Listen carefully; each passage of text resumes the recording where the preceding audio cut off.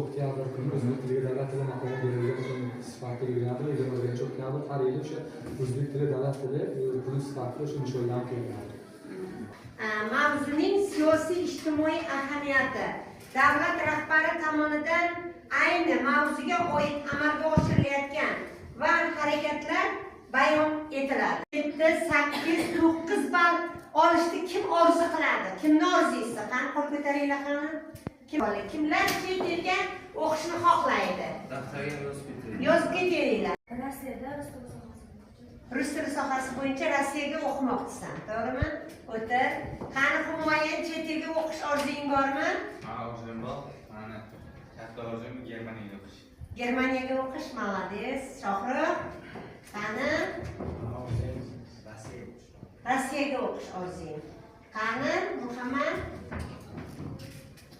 Orzum Arabistondagi madrasalarda o'qish. Молодец. Arabistonga qani? Nima? Sinadi? Chet elga o'qish orzung yo'qmi? Orzum bor, rus tilida, Rossiyada rus tilini o'qish. Rus tilini o'rganish va o'sha yerda o'qish, to'g'rimi? Qani Maftuna? To'g'rimi? Sizlar bilimni olib, olsalaring, bemalol borib o'qishlaring hamma tilni hech qachon biz o'z tilimizni mukammal bilmasak, o'sha chet tilini ham o'rganib olmaymiz. Chunki ma'novi o'sha til boshqa bo'lgan bilan avval ona tilimizda o'zimizni o'tirmoqmiz. Ona tilimizni yaxshi o'rganganimizdan keyingina biz nima qilamiz? Ko'prik qura olamiz. Shuning uchun aytyapti, chet tili bu ko'prik deyapti. Ona tili bu Germaniyaga o'qishni deyapti, men niyatim deyapti. Humoyin joyingdan tur. Mana agar chet elda sen kimsan deb so'rasa, ingliz tilida qanday javob berasan? I am from Uzbekistan. I am a student. I am from Uzbekistan and I want to be military. Men student mayan talabaman, men O'zbekistonlikman va men bu yerda doktor bo'lib ishlayman. Tiliga o'zbek tilimiz. Bu tilni rivojlantirish har birimizning burchimiz. Tushundiradingmi? Har birovimizning burchimiz bu tilni rivojlantirish. o'zbek tilim joni dilim, seni bilan biyron tilim. Sen elimni tanitgan, dovrug'i olamga yetgan. O'zbek elin iftixori, millatimning nomus ori. Seni sevar har o'g'il qiz, seni bilan baxtim to'kiz. Ona tilim jon dilim, senla oshdi ahlu zehnim. Seni bilan tilim biyron, g'ururimsan ko'ksima. Kim bo'lmoqchisan mana kelajakda? Boshlang'ich sinf o'qituvchisi bo'lmoqchisan. U boshlang'ich sinf o'qituvchisiga albatta bu tilni, o'zbek tilini maqomi juda ko'p kirib kelgan. Marhum shoir, yozuvchilar, balki bugungi kunda faoliyat yuritayotgan zamondosh daholarimiz ham rivojlantirishmoqda. Birinchi jadidchi kim edi? Ismoil Asqarovich edi. Turkiyada bo'lgan jadidchilik. Keyinchalik O'rta Osiyoga kirib kelgan.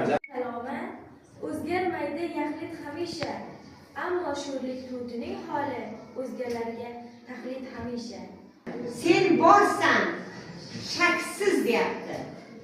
Bulbul kuyin she'rda soraman deyapti. Bulbulning kuyini deyapti, she'rga soraman deyapti. Sen yo'qolgan kuning shubhasiz, men ham to'ti bo'lib qolaman deyapti. Qani Shohruh, tur joyingdan qani. Tez ma'nosini gapirib ber. deyapti. To'tiga nima o'rgatsang shuni aytadi. Ijoddan to'xtayman deyapti. Men hech kim emasman o'zbek tilisiz. degan ma'noga aytilgan majoziy ma'noda bulbul bilan to'tiga o'xshatilgan.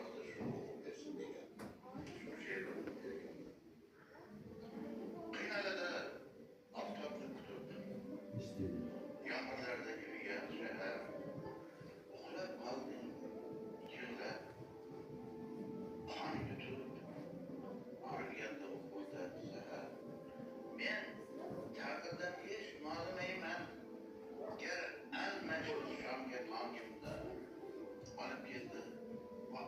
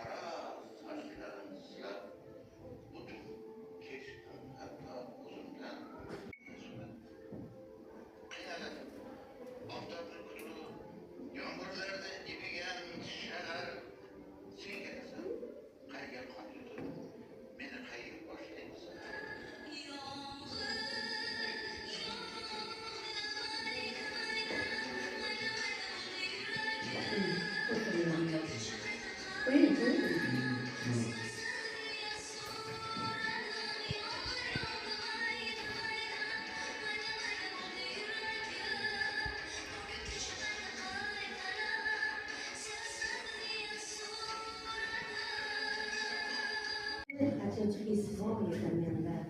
Chaqar urib gullagan bog'im o'par edim vatan tuprog'im. Daryolardan kuylab o'tardim, ertaklarga quloq tutardim. Buni uyga vazifasi.